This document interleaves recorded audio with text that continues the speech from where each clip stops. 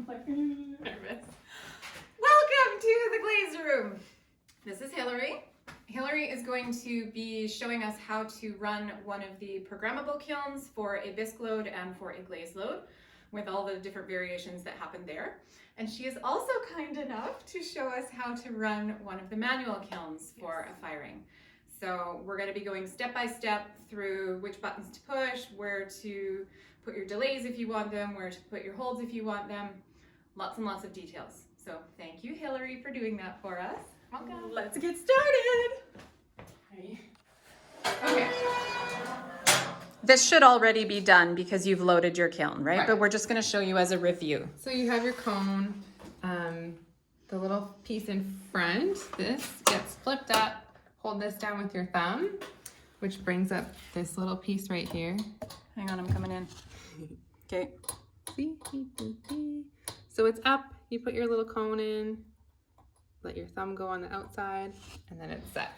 So if this doesn't look like this when you're ready to turn the kiln on, something is wrong inside and you have to unload that kiln down to the cone setter to find out what's wrong. Yes. Okay. So then your pots are all loaded. Close your lid. Catch it up. Make sure you start with only one peep in the bottom so that all of your gases and burn off can have somewhere to go. This gets pulled down over top, and then you're ready to turn it on. All right. Okay, so when you're ready to turn it on, you turn your timer on. It's the little tiny white dot that's your marker. I was told to never totally max it out, so I'm gonna put it on 18. That's more than enough time. So then you want to, there's the 3 dials on the side here. You can turn them low, low, low. You'll hit this little white button in the middle here to turn it on. You can hear it buzzing a little bit and this light will come on. So then for both a bisque fire and a glaze fire, you wait at least 2 hours. Like as is, and then once those 2 hours are up, you come back, you add 2 peeps from the bottom, so 1 and 2, turn all 3 dials to medium, medium, and medium. Have a look at your timer, so at this point it would be at 16, still more than enough time. Wait another 2 hours before coming back. Once 2 hours are up, you add 2 more peeps. Always leave your top peep open so that there's some room for gases and things to escape as you're firing. So then at this point, your timer would be at 14. All 3 dials go high, high, and high. And then here is where you would wait like 8 to 10 hours, I think usually these ones fire too. There's a sheet that's on the bulletin board that has like the average times of each kiln on high, so you can have a peek at that for reference to kind of give you an idea how long you should wait before coming back. And then just make sure your timer, like usually when you turn it to high, you would turn this back up.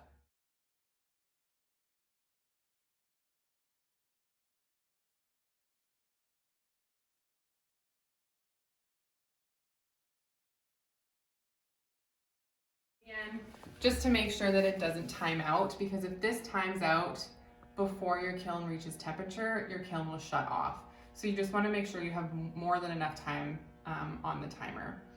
And then after that, once your kiln hits temperature, this will, like your cone inside will bend and release that mechanism that will drop this down. This light will be off and it'll be quiet. You won't hear that humming anymore.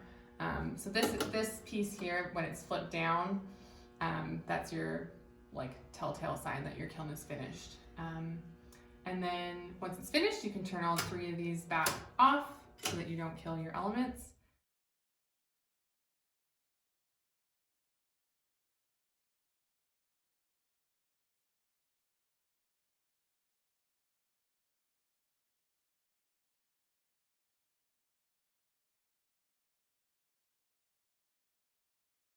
and then you wait until it's cool. How long do you have to wait? At least 24 hours. Longer if you can, if there's nobody firing after you. The longer the better. I think a good rule of thumb is that if you can handle your pots without gloves, like if it's cool enough to handle with bare hands, then you can unload at that point. And what if I can't get back in exactly 2 hours to do a turn up? What if I go to the grocery store and I end up being 4 hours? It's fine. If you can wait longer, it's better than shorter. So I would say at least 2 hours. If you can't get back in that time, longer is better than shorter. And there's always the option of arranging with somebody else who's here. Absolutely. You can check the calendar and see if there's somebody else in the room. I would say all of our potters are more than happy to do your manual turnips for you if they're already here. Perfect. That's it. So Hillary, you had a few common sense items you wanted to talk about. So if you find yourself in a position where like maybe you're glazing late at night, but you still want to start your kiln, you can do what's called candling. So that's where you load your pots, keep all of your peeps open except the very bottom one, and then turn just the bottom element, Yep. to low, and let it go overnight. So that just makes sure that like your pots are totally dry. It gives your kiln a really good start to make sure everything's nice and warmed up before you go on. This applies to all the kilns except for kiln 4. Kiln 4 is kind of its own thing. There is, this handy checklist that Ellie has very kindly made for us. Just because it's such a large kiln, it takes longer, and there's a few things that only apply to that kiln. So you can find this just on the bulletin board behind me over here. There's also checklists for the other kilns here as well if you're worried. So candling. Then you would do your turn-ups as regular. Right, in the morning. Yeah. So like for example, I'm here glazing quite late into the evening, but I still want to start my kiln. So I load my pots, keep all the peeps open except for the bottom one. Bottom element turns to low. I leave it as is all the way overnight. And then early in the morning, I would come in, add the peep, do the first turn-ups, yeah, and then go from there. One other thing to keep in mind is to plan out when your kiln will shut off, because you need to come back in to initial that it has in fact shut off. It's just like a fail-safe thing to make sure that your kiln did what it's supposed to do and isn't overfiring. So you want to try to time it so that your kiln is shutting off at a time that you can come here and check that it's off. So basically, I mean, unless you want to come at 3 in the morning, you want to make sure that you kind of plan like, okay, so I'm doing my last turn up at this time. It should be about 8 hours or however long it is, depending on which kiln you use. Like I mentioned before, thank you, Erin. A bunch of those. There's a log here that we keep track of the firing times for each kiln. So these numbers on here are the time spent on high. So like, let's see here. Kiln 6, the last time it was fired to a glazed fire, it took 7 hours on high. So you just want to have a peek at this. You'll kind of get to know these numbers and how long things take so that you can plan out your firing so that it's appropriate. And you do have to come back and check that it's off. Yes, you do have to come back. It's part of the kiln log that you need to fill out every single time you fire. You initial your times that you've done your turn-ups, and then you initial that you have in fact physically checked that it's off. Perfect. Hi. So there is a little bit of paperwork that we need to talk about. Every time you fire a kiln, you have to fill out a kiln log. This is what they use to keep track of the timings of the different kilns. That's how they know if one of them is malfunctioning, it's taking too long to fire or whatever. So it's important that you fill these out. It's also how you are billed for your kiln usage. So they take these kiln logs and then they tally up what everybody owes and they send you an invoice for them. So important paperwork. So I'm going to sit down with one now. I'm going to show you how to fill it out, and yeah, it's all very exciting. So this is the kiln log. At the top of it, we want to put our name. So this is going to be the same for whether you're doing a manual kiln or one of the programmable kilns. So I'll just put my name and I'll say that I shared it with Hillary. Now I'll do the programmable kiln first. So we're going to fill out this section here for kiln 2, and let's say we did a bisque firing. We didn't set a delay on it, so we don't have to fill anything out there. If we had set a delay, we'd say starts at 9 p.m. or whatever. Oh, the date is important. It is now November the 20-something. Preheat, we didn't have any preheat on there. Total firing hours, this is something that you fill out after your kiln has finished firing. This is the number that will be on the display when it's flashing between idle and the current temperature. It'll have a time on there. So let's say 12.71 total firing time. Kiln checked off at. So we're going to run it overnight. I'm going to say that I came and checked it off at 9 a.m. So if you start a kiln, one of the digitals, if you start it in the evening, or honestly whenever you start it, 12 hours is a pretty safe time to come back and check that it's off. So that's all you need to fill out here. If Hillary and I had split this half and half, this kiln, we've got a $30 firing fee on there, so I'd say $15 and $15. If I had more stuff than Hillary, we could say $20 and $10. We can fill that out however it suits the stuff that's in the kiln. So lots of times if you're just sneaking in 1 or 2 items into somebody else's kiln, they're not even going to charge you. I don't. Nobody wants a $2 firing invoice. So I think what goes around comes around in that regard. So now for the manual, let's say we did a glaze firing for this guy.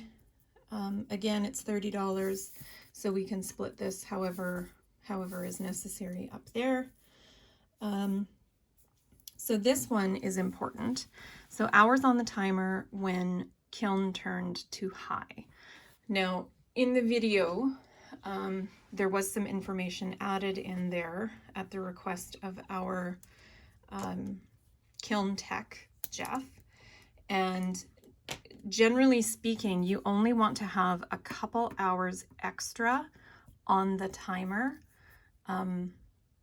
Extra meaning beyond what that kiln has been firing at on high. And so that information on each of the kilns is in that firing log in the glaze room. It's pinned to the wall. It has all the kilns and how long it's been taking them to fire. So have a look at that. And then if kiln 5 has been spending 6 hours on high in its last recent firings, then you would put 8 hours on the timer, just so that if something happens and the kiln sitter doesn't drop for whatever reason, if something jams it, if it just doesn't work, if it malfunctions, if you have too much time on that timer, you can actually melt all your stuff. Like it's a fail safe, so that if one malfunctions, at least the other is going to stop the thing from firing for 6 hours longer than it was supposed to. And 6 hours on high is like 600 degrees. It's ridiculous. So only go for a couple hours beyond what that kiln has been firing at. And then when you come back and check that your kiln is off, you're going to mark down how many hours are left on the timer. And let's say 1.5 hours were left on the timer when you came back. And so then whoever's tracking all of the kiln times is going to look at this and say, oh, okay, it's taking, oh, math. It's taking 6.5 hours to fire. And they'll log that on the form. And so the next person that comes along might leave 8.5 hours on the timer. So that's a really important note that we did have to go back and add into the video. So keep track of that. So over here in this corner, this is the section on turn-ups, and this is for 1, 4, 5, and 6. All these kilns are the manual kilns. So what we're going to do is mark down when we do our turn-ups. So Hillary and I are going to do a turn-up at 7 a.m. and Hillary's going to do that. And then I'm going to come back at 9 a.m. in like that 2-hour interval. And I'm going to do that turn-up. And then she's going to come back at 11 a.m. and do the last turn up, and that's when she's going to set that timer to 8 hours, because that's the final turn up. That's go time. So now it just fires until it's finished. So she'll set that timer for 8 hours, making sure that we have enough to finish the job. And then whoever comes back to check that it's turned off, there's a space right here, kiln checked off at. So if we go to high at 11 a.m. And we've set 8 hours on the timer, we're going to come back at 7 p.m. to check that it's off, because that's 8 hours later. So 7:30, I'm going to say I came back at 7:30 to check that it was off, and it in fact was off. Mark down how many hours were left on the timer. Now, if there's any notes, any operational issues, any trouble that you have with it, if you notice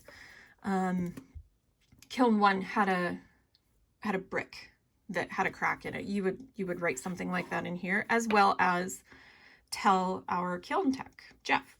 So if you notice anything about the kilns, if something doesn't feel quite right, make sure you tell somebody.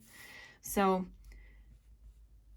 this form can feel overwhelming, but your first firing is going to be done with somebody who knows these forms anyway. So don't worry about it right now. It's really just record keeping. It's not a big deal. We just have to make sure we keep track of this stuff. So that's how you fill out the forms. You're pretty much ready. I feel like it's time for you to book a kiln firing with an existing member and get your feet wet, because the sooner you do it, the more comfortable you're going to get with it. It's not a big deal. I mean, there's stuff you have to be careful about, but it's fine. It's going to be fine. So that's it.